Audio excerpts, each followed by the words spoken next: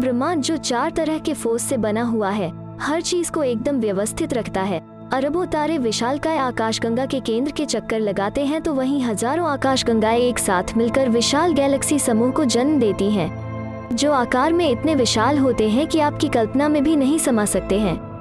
यहाँ gravitational force का बोलबाला है जो हर चीज को बांधे रखता है, पर दो ऑब्जेक्ट को एक दूसरे से अट्रैक्ट और समाने वाली फोर्स ग्रेविटी कई बार किसी ग्रह या तारे और किसी विशालकाय आकाशगंगा यानी गैलेक्सी के लिए आफत भी बन जाती है और उसे उसके सिस्टम से उखाड़कर बाहर फेंक देती है। ग्रेविटी ये काम इतनी ताकत से करती है कि उस ऑब्जेक्ट को फिर अरबों सालों तक अकेले ही ब्रह्मांड में भटकना पड़ता है।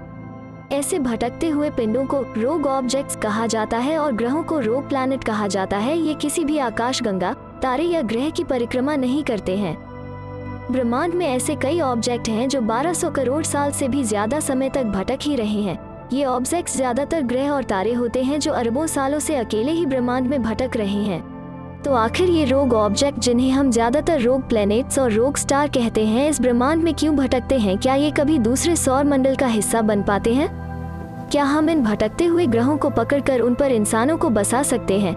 ये ग्रह किस हद तक ठंडे होते हैं और क्यों ये हमें दिखाई नहीं देते हैं? इन सब बातों को जानने के लिए ये बने रहे इस वीडियो में। आज के इस वीडियो में हम जानेंगे पहले सवाल का जवाब, बाकी के सवाल हम अगले वीडियो में लेंगे। भटकता हुआ ग्रह किसे कहा जाता है? रोग प्लैनेट्स ज्यादातर फेल्ड स्टार माने जाते हैं, जिन्हें ब्राउन ड्वार्फ कहा जाता है, पर कुछ ऐसे भी ग्रह होते हैं जो इन ब्राउन ड्वार्फ से आकार में छोटे और गैस से बने हुए होते हैं। ऐसे ग्रह को सब ब्राउन ड्वार्फ कहा जाता है।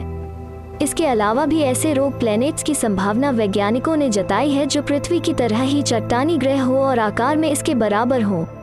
खैर, ये तो इनकी शुरुआती जानकारी थी। अब मैं आपको आगे बताऊंगी कि कैसे ये अपने सिस्टम से भटक जाते हैं।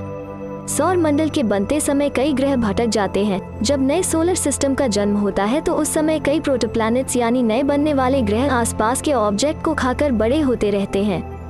उस समय सौर मंडल पूरा अस्त व्यस्त होता है और कई ऑब्जेक्ट एक दूसरे से टकराते रहते हैं।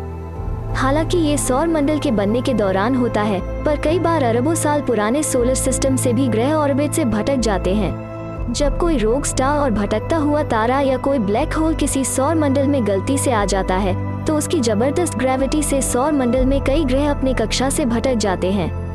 जितनी ज्यादा किसी रोग प्लैनेट और ब्लैक होल की ग्रेविटी होती है, उतने ही ग्रहों को वो सौर मंडल से दूर फेंक देता है। एक बार ये ग्रह अपने तारे की ऑर्बिट से दूर हो जाते हैं तो फिर हमेशा के लिए अकेले ही भटकते रहते हैं।